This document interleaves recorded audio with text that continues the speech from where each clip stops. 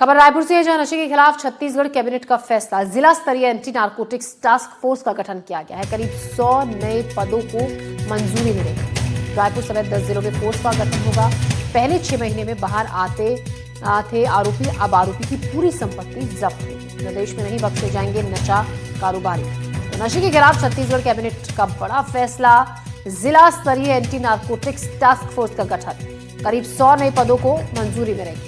रायपुर समेत 10 जिलों में फोर्स का गठन होगा। पहले 6 महीने में बाहर आते थे आरोपी, अब आरोपी की पूरी संपत्ति जब्त होगी। प्रदेश में बख्शे नहीं जाएंगे नशे का कारोबार करने वाले लोग। तो नशा के खिलाफ सख्ती आने वाले दिनों में नशे के खिलाफ देखने को मिलेगी छत्तीसगढ़ में।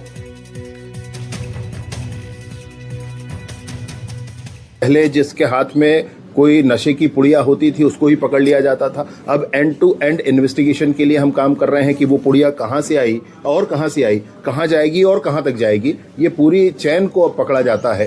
पहले नशे के व्यापार करने वाला व्यक्ति 6 महीना जेल काट करके पूरे कमाए हुए संपत्ति को एंजॉय करता था। अब स्पष्टता हो गई है इस बात की कि हम सफेपा के अंतर्गत कार्यवाही कर रहे हैं, उसका प्रॉपर्टी अटैच करने का काम कर रहे हैं और जितना भी संपत्ति उसने नशे के व्यापार से कमाया होगा उसको सब वापस उसको ऑक्शन कर दिया जाएगा। सरकार के खाते में सब कुछ आ जाएगा। वो उस नशे के व्यापार से कमाए हुए पैसे को एंजॉय नहीं कर पाएगा। इसको भी इसके साथ साथ ही आवश्यकता जिन जिन जिलों में गई हुई वहां पर एक स्पेशल टीम नारकोटिक्स को लेकर के एंटी नारकोटिक्स स्क्वाड जो बनाया जा रहा है, इसका अभी तो उसमें नियुक्तियां होनी है, प्रशिक्षण होना है, परंतु कालांतर में भी लाभ मिलेगा।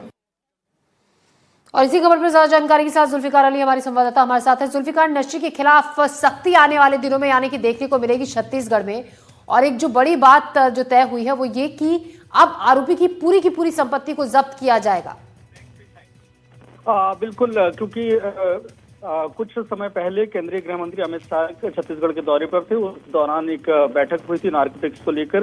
उस समय कुछ निर्णय लिए गए थे। उसी कड़ी में लगातार जो है छत्तीसगढ़ सरकार काम कर रही है और अभी कैबिनेट ने एक फैसला लिया, जिस फैसले के तहत छत्तीसगढ़ के 10 जगह में एंटी नारकोटिक्स फोर्स का गठन किया जाएगा, जिसके लिए 100 पद स्वीकृत किए गए हैं प्रशासन की तरफ से। इस संबंध में छत्तीसगढ़ के उप मुख्यमंत्री विजय सरपा ने साफ कहा है कि नशा के खिलाफ जो सरकार की जो नीति बिल्कुल साफ है और कोई भी नशे से जुड़ा हुआ कारोबारी है उसे किसी भी कीमत पर छोड़ा नहीं जाएगा। उन्होंने कानूनों का जिक्र करते हुए कहा कि पहले के कानूनों में परिस्थितियां ऐसी थी कि कोई भी नशे का कारोबारी है उसकी गिरफ्तारी होती थी, वो 6 महीने तक जेल में और फिर उसके बाद जमानत में बाहर आ जाता था और जो उसने नशे से कारोबार से पैसा कमाया उसको वो बढ़िया एंजॉय करता था।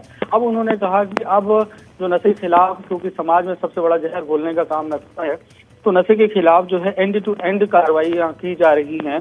अगर किसी व्यक्ति के पास से अगर कोई नशे की दवाई मिलती है, नशे का सामान मिलता है, तो उस व्यक्तिगत को नहीं पकड़ा जाएगा। उसके पहले कौन था और उसकी पूरी चेन को पकड़ा जाएगा और ये उस जिसके पास से बरामद हुआ है तो वो आगे कहाँ तक उसकी सप्लाई हो रही थी, तो पूरी चेन को इस कार्रवाई के तहत लाया जाएगा, जिसको लेकर एंटी नारकोटिक्स फोर्स काम करेगी, जिसका गठन करने का कैबिनेट ने फैसला लिया है और 100 पद सृजित किए गए हैं और जिसकी मंजूरी कैबिनेट ने दी है। जी, शुक्रिया जुल्फिकार जानकारी के लिए आपका।